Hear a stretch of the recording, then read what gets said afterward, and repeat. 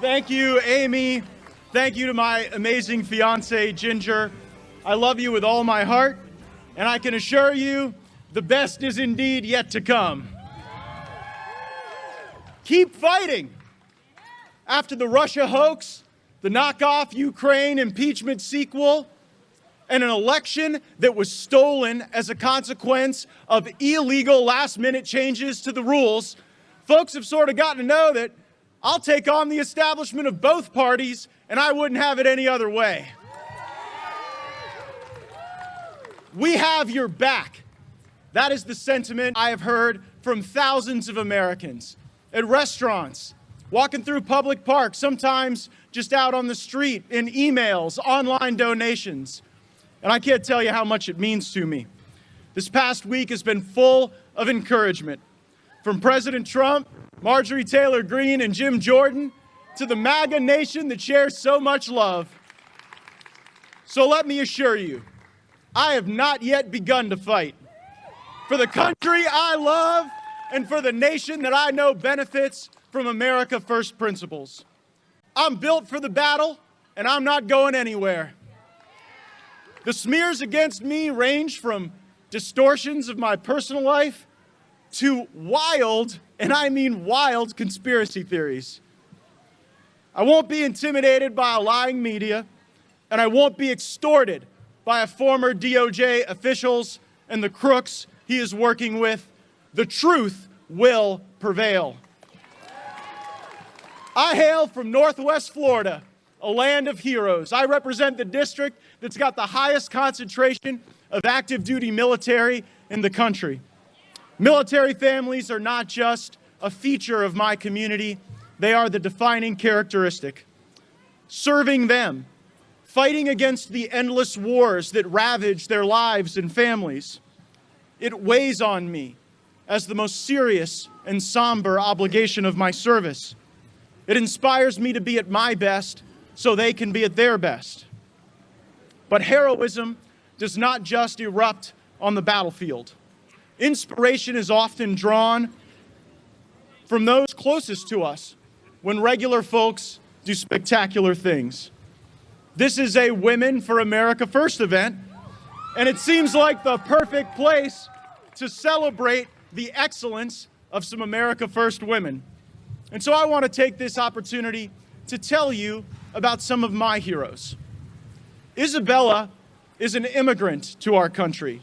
She was born in Brazil, and she ended up in Washington, D.C. because if she was to have the American experience, she wanted it to be in the capital city.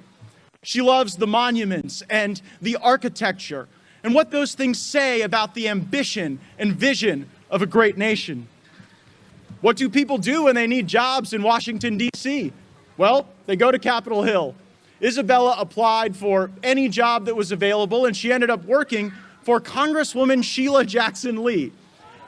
After that, she ended up working for a Democrat impeachment manager who let bloodlust for Trump cloud common sense and the facts. One evening, as my staff and I were working late, she showed up at our door. "I'm tired of being on the America Last team," she said. "I cannot support the left-wing agenda. They just hate President Trump, and he's doing a good job. Would there be a spot for me on your team?" I was somewhat surprised that a Democrat staffer would reach out to our office for employment over more moderate or more establishment figures. "I've watched you work. You take chances on people," Isabella said to me. We were criticized by some in the right-wing media for the hire. Some even said she was a spy sent to bring me down. Today, Isabella is a member of my senior staff, and we work closely together on a daily basis. She had the courage to jeopardize her career just by talking to me. And now my constituents, the people of Florida, the people of this great country, are better off as a consequence of her resolve and her brilliance. Democrat staff might be an unusual place to find greatness, but sometimes we can uncover motivation in unusual places. Let me tell you about Dawn. Dawn has never worked before in politics or government. She was a legal clerk and a hospice care coordinator and a very tough mother. Some rich people in my district in the business community said I was insane to hire Dawn to be my district director, the most forward-facing job in my office.